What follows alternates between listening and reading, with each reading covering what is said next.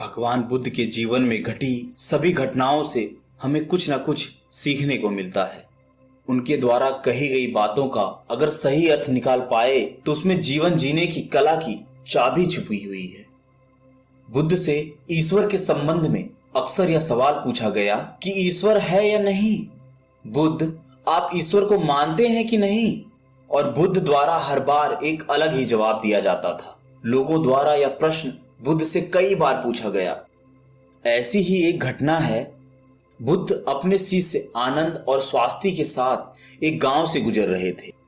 अचानक एक व्यक्ति आया और उसने बुद्ध से पूछा, बुद्ध, क्या ईश्वर है? बुद्ध ने पूछा, तुम्हें क्या लगता है? तो उस व्यक्ति ने जवाब दिया, मुझे तो लगता है ईश्वर है, पर आपका क्या ख्याल है? तो भगवान बुद्ध मुस्कुराए और कहे, बिल्कुल गलत लगता है तुम्हें। इस अस्तित्व में ईश्वर जैसी कोई चीज है ही नहीं। तो वह व्यक्ति हाथ जोड़ा और चला गया।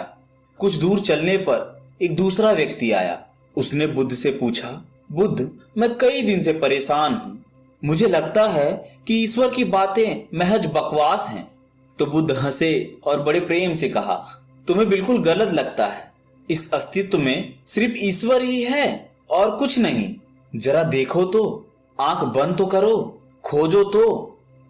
इस जवाब को सुनकर उनके शिष्य आनंद और स्वास्थ्य आश्चर्य में पड़ गए कि एक ही सवाल और दो जवाब। तो अब शाम हो गई थी। बुद्ध विश्राम के लिए रुक गए। तभी एक व्यक्ति घबराया हुआ आया और बुद्ध के पास आकर जोर से कहा कि बुद्ध, क्या ईश्वर है कि नहीं? मैं परेशान हूं, मैं खोज रहा हूं, मार्गदर्शन करें। तीसरे व्यक्ति के सवाल पर बुद्ध चुप ही रहे, कुछ नहीं बोले। वे सिर्फ मौन होकर अपनी आंखें बंद कर लिए। अब आनंद और स्वास्थ्य के आश्चर्य का ठिकाना न रहा। वे सोचने लगे कि एक जैसे तीन सवाल और अलग अलग जवाब। अब उन दोनों को भगवान बुद्ध की यह चुप्पी हैरान कर गई। व्यक्ति के जाते ही आनंद ने उनसे पूछा कि सुबह जब उस पहले व्यक्ति ने पूछा तो आपने कहा हाँ, दोपहर में जब दूसरे व्यक्ति ने कहा तो आपने कहा नहीं, और शाम को आप मौन रह गए। भगवान, तीन व्यक्ति एक ही तरह के सवाल लेकर मिले, लेकिन मैं हैरान हूं कि आपने तीनों को अलग अलग जवाब दिए। मुझे कुछ समझ में नहीं आ रहा है। तो भगवान बुद्ध मुस्कुराए और जवाब दिए, आनंद, जो पहला व्यक्ति आया था उसने मान लिया था कि ईश्वर है, तो मैं उसकी मान्यता को मिटा देना चाहता था कि वह खोजना शुरू करे। ईश्वर है यह मानकर बैठ ना जाए, वो सत्य तक पहुंचे और उसका अनुभव करे। और दूसरे व्यक्ति ने भी मान लिया था कि ईश्वर की बातें कोरी बकवास हैं। मैंने उसकी धारणा को भी मिटा दिया ताकि वो भी खोजे कि ईश्वर है या नहीं। और तीसरा व्यक्ति अभी संशय में था, वह खोज रहा था, इसलिए मैं मौन रह गया। यहाँ पर मौन रह जाना ही उचित था। दोस्तों, भगवान बुद्ध के बारे में यह प्रचलित था कि वह किसी भी प्रश्न का जवाब सीधे नहीं देते थे। उनके जवाब रहस्यों से भरे हुए होते थे। तो थोड़ी देर सुनने के बाद उनके शिष्य स्वास्थ्य ने कहा कि मुझे ईश्वर के बारे में आपसे सुनना है। कृपया कर आप मुझे बताएंगे कि ईश्वर है या नहीं? आप ईश्वर को मानते हैं कि नहीं? और इसके साथ ही मैं आपसे अनुरोध करता हूं कि आप मेरे इस प्रश्न का सीधे सीधे जवाब दें। तो भगवान बुद्ध मुस्कुराए और कहा, ठीक है, तो मैं जवाब दूंगा, परंतु उससे पहले मैं तुमसे कुछ पूछना चाहता हूं। पहले इन प्रश्नों का जवाब तुम मुझे दे दो। स्वास्थ्य ने कहा, बिल्कुल बुद्ध, आप पूछिए। तब भगवान बुद्ध ने पूछा कि क्या तुम सूर्य को मानते हो? तब स्वास्थ्य ने बुद्ध की तरफ आश्चर्य से देखा और कहा, बुद्ध, यह किस प्रकार का प्रश्न है? यह तो कोई बालक भी बता देगा। सूर्य तो साक्षात प्रकट होता है, सबको प्रकाश और ऊर्जा देता है। हम सभी का जीवन उस पर आधारित है, वो तो साक्षात है। तो भगवान बुद्ध ने कहा, जिस प्रकार सूर्य साक्षात है तब उसे मानने का कोई प्रश्न नहीं होता, फिर ईश्वर है या नहीं यह प्रश्न क्यों उठा? इसका तो यही अर्थ हुआ कि तुम्हारे मन में ईश्वर को लेकर संदेह है, क्योंकि ईश्वर सूर्य की तरह प्रत्यक्ष नहीं है और तुम भी ईश्वर को बुद्धि से ढूंढने निकले हो। बुद्धि केवल उन्हीं बातों को मान पाती है जो उसे प्रत्यक्ष रूप से दिखाई पड़ता है, और ईश्वर कभी भी प्रत्यक्ष रूप से तुमको दिखाई नहीं पड़ेगा, और अगर आपको दिख भी गया तो वह ईश्वर नहीं होगा। ईश्वर को मानते हैं कि नहीं मानते, असल में यह प्रश्न ही गलत है। और गलत प्रश्न का सही उत्तर भला कैसे दिया जा सकता है? और यदि किसी प्रकार दिया भी जा सकता है तो वह उत्तर भी इस प्रश्न की तरह गलत ही होगा। स्वास्थ्य दुविधा में पड़ गया। उसने कहा, बुद्ध, मैं कुछ समझ नहीं पा रहा हूं। तब भगवान बुद्ध ने कहा, ईश्वर को माना नहीं जा सकता है, बल्कि ईश्वर को जाना जा सकता है। अगर तुम्हारा प्रश्न यह होता कि मैं ईश्वर को जानना चाहता हूं, तब मैं तुम्हारी मदद कर सकता था। इस संसार में कुछ भी मानने वाले लोग जानने से चूक जाते हैं। उनका विकास रुक जाता है। जिनका स्वयं का कोई बोध नहीं होता, वो सत्य क्या है कभी नहीं जान पाते। जान केवल वही पाता है जो निरंतर खोज रहा है। जानने की यात्रा थोड़ी मुश्किल है, लेकिन मानना बहुत आसान है। मानने में न कोई खर्च है और ना ही कोई परिश्रम।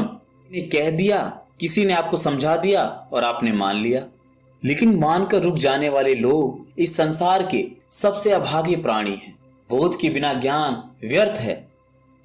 तो अगले दिन सुबह वही जिज्ञासु जिसके प्रश्न पर बुद्ध शाम को मौन हो गए थे, फिर से आए और उसने बुद्ध से प्रश्न किया, हे बुद्ध, आप शाम को मौन हो गए थे।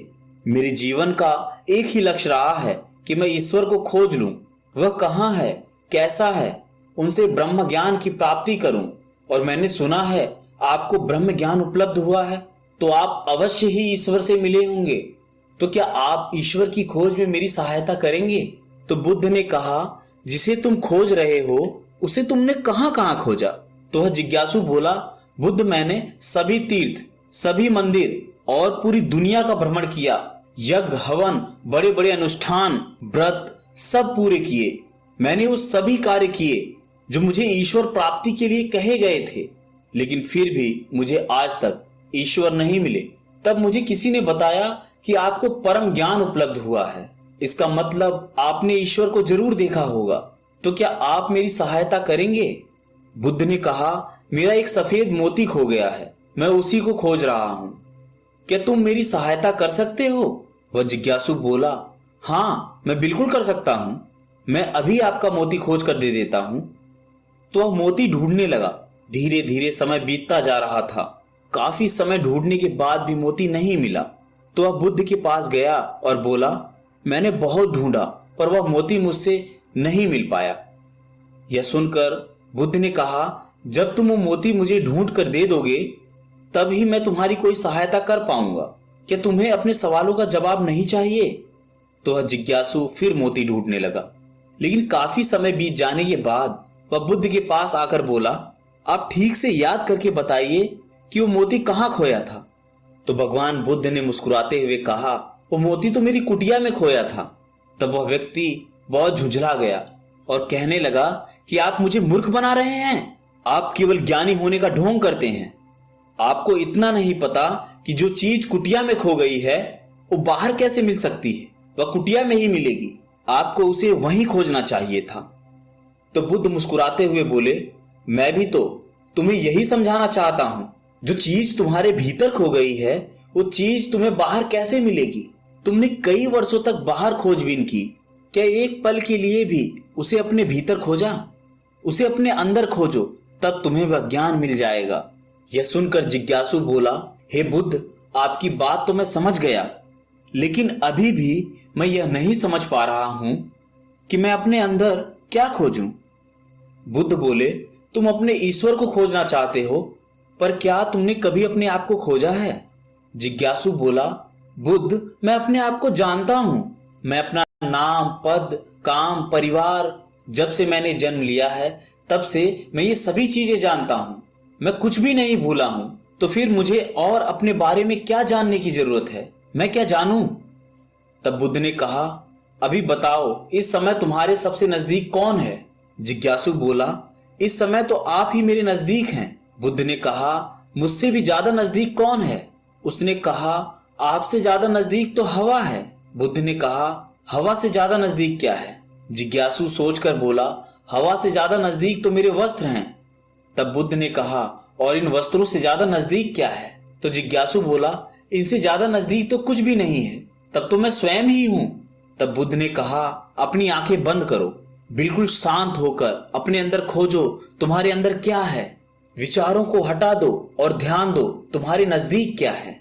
थोड़े समय बाद बुद्ध उससे पूछते हैं, तुम्हारे सबसे नजदीक क्या है? जिज्ञासु बोला, पहले ऐसे लगा मेरी सांसें मेरे सबसे ज्यादा नजदीक हैं, पर धीरे धीरे मेरी सांसें मुझसे दूर होती चली गई। तब मुझे ऐसा लगा कि मेरे दिल की धड़कन मेरे सबसे ज्यादा नजदीक है, पर वह भी धीरे धीरे मुझसे दूर हो गई। मैं खुद से ही दूर हो गया। मुझे अलग अनुभव हुआ, मैं कहीं नहीं हूं, फिर भी हूं। बुद्ध, मैं इस चीज को अभी भी नहीं समझ पा रहा हूं, यह क्या है? बुद्ध मुस्कुराए और बोले, अब तुम सही खोज कर रहे हो। शीघ्र ही तुम्हें तुम्हारा मोती मिल जाएगा। वह जो तुम्हें समझ नहीं आ रही थी वह समझ आ जाएगी। यह सुनकर जिज्ञासु ने बुद्ध से अपनी अभद्रता के लिए माफी मांगी और उनका आभार व्यक्त किया कि आपने मुझे ज्ञान का रास्ता दिखाया। तो ईश्वर को मानो नहीं, जानो। जब तुम ईश्वर को जान जाओगे, उसका स्वाद चख लोगे, तब तुम भी उस बात को किसी को बता नहीं पाओगे। उस ईश्वर की सीधी व्याख्या नहीं कर पाओगे, लेकिन दूसरों को ईश्वर का स्वाद चखने में मदद कर सकते हो।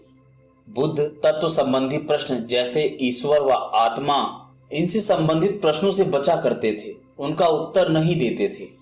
और अगर कहीं विवशता पड़ी, उसका उत्तर देना पड़ा, तो वह उदाहरण के माध्यम से समझाने का प्रयास करते थे।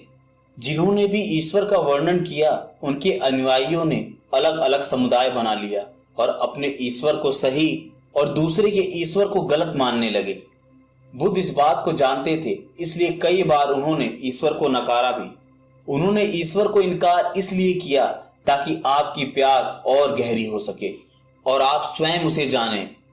उन्होंने सदैव कहा है, मेरे या किसी के कहे को मानो नहीं, स्वयं अनुभव करो।